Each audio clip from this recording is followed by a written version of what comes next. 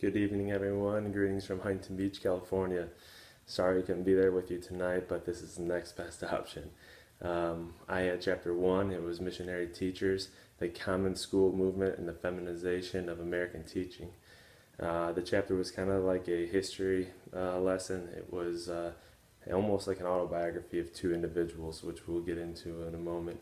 It started off talking about American schools before the 1830s, and talked about how schools were usually organized by town councils, local churches, people in the neighborhood. Um, Most of the teachings in a school were, based on memorization and reciting the Bible. Um, they had classrooms that were single rooms in the schoolhouse, and sometimes up to about 70 different students in the classes. Ages range from about 5 years of age to 16. Almost all of the teachers were male at this time, and this chapter kind of goes into talking about how that transition went from male into female. So the main thing of this chapter was talking about these two individuals, which we'll go into. Go ahead and switch that slide. Um, Catherine Beecher, she was she was a daughter of a celebrity preacher. Um, she was engaged to a man that was extremely intelligent and was going on to be a teacher, and he was overseas learning in, I think it was Oxford. He was studying, and when he was over there, he had a shipwreck and he ended up passing away. Distraught from this, Catherine moved over to his family's house to help them with coping with the loss, and started teaching his siblings and helping them, with where kind of he left off, instructing them.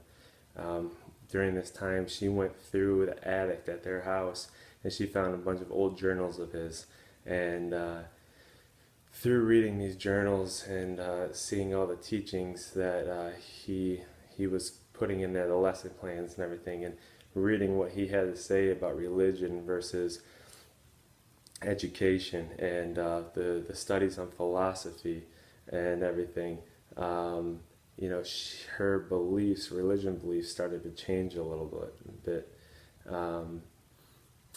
And then she went on to start pushing towards women being teachers. She believed that women were likely to be the most effective teachers, not only for girls but boys as well. Teaching was a profession in which women could gain influence, respectably, and independence without venturing outside the prescribed boundaries of feminine modesty. So that's kind of talking about, at that time, women couldn't study politics, they couldn't study law, they couldn't study medicine, they weren't journalists. Those were all professions that were male dominant and thought to be just male. And this was a profession that, one person even said it's like a natural thing for a woman to do this kind of job. It's they call it the mother teacher. It was kind of like a nurturing environment, bringing up these kids. Men weren't thought to at this time to have these kind of qualities to nurture these kids and bring them up in the right manner, and get them to where they could be most successful after the class. So Catherine started the Hartford Female Seminary, which in its first year had 100 female students. They were all going towards learning how to be teachers. Classes in that school were taught such as Latin, Greek, algebra, chemistry, modern languages, and moral and political philosophies. So these were things that were definitely out of the norm at the time. Catherine's other arguments for females rather than male as teachers, she would say male teachers are incompetent and intemperate, coarse, hard, unfeeling men, too lazy or stupid to entrust with the care of children. which I think is a little bit far, but we can see at the time men were a lot more strict than how guys are nowadays that are teachers. Um, and then she went on to say, better to put 1,000 men who are, it says, better to put the thousands of men who are keeping schools for young children into the mills and employ women to train the children. Her belief there was that women couldn't do a lot of the jobs outside, and you didn't have to pay the women a lot. You would have to pay the men more, because they're providing for their family. Most women, this was either a secondary job or like for their family, or the teachers were mainly young women that were single, living on their own, and this was a way that you could pay them, and you wouldn't have to worry about paying them so much to provide for their families. Go on to say, yep. So the next person who was a big character in this chapter was Horace Mann, and Horace Mann was a young lawyer elected to the lower house of Massachusetts, legislator in 1827. In 1834, he was elected to the state senate. Mann focused on education. Mann also had a time in his life where he kind of went away from his religion, and he had this moment where he was like in his late teens when his brother was out and he was skipping school, and he actually went out to the lake and was hanging out at the lake swimming, and he ended up drowning and passing away.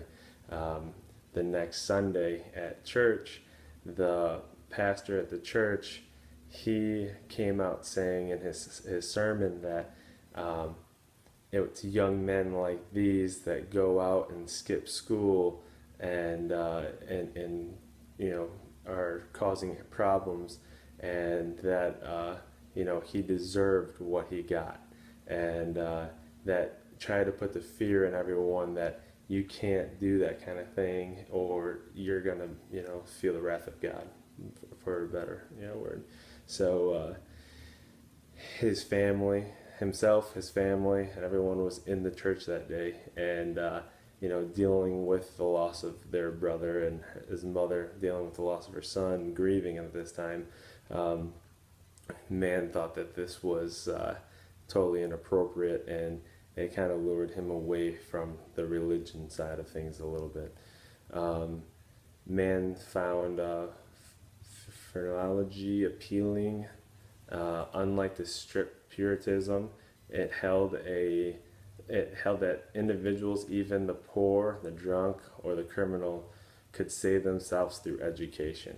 So it wasn't a predestination, when you're born, you're either going to go to heaven or hell. It doesn't matter what you do in your lifetime. It's already predetermined through God. This type of practice, it said that through education you could change your life, and you can become a better person.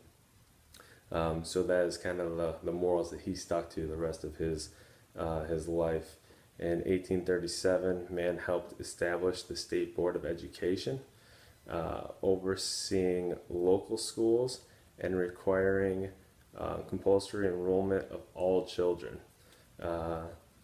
He left the Senate and became Massachusetts' first Secretary of Education, which was actually the first time that had ever happened in the United States. He was the first to hold that position of Secretary of Education.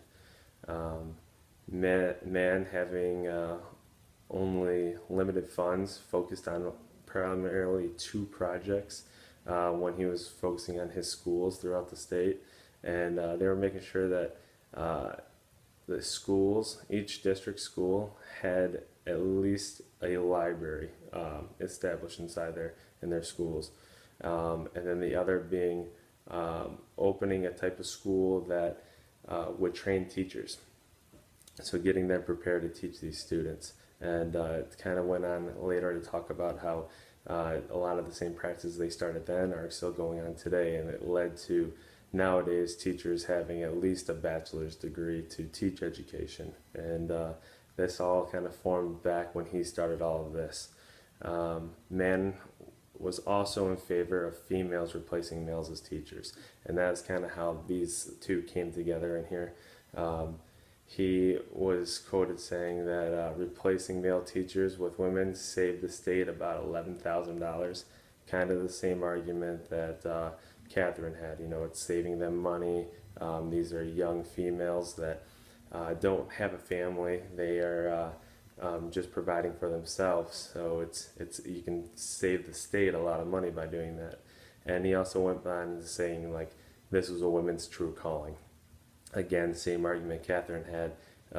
You know, teachers, you know, women being teachers, that's something that they are naturally, you know, can do with that mother instinct.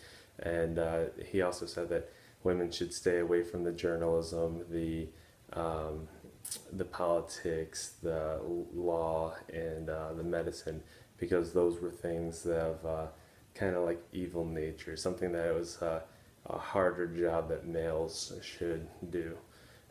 So that's kind of wrapping that up. I'm going to let my classmates, my partners here, going to take on the rest of this book. It was great having you all with me on this little video session.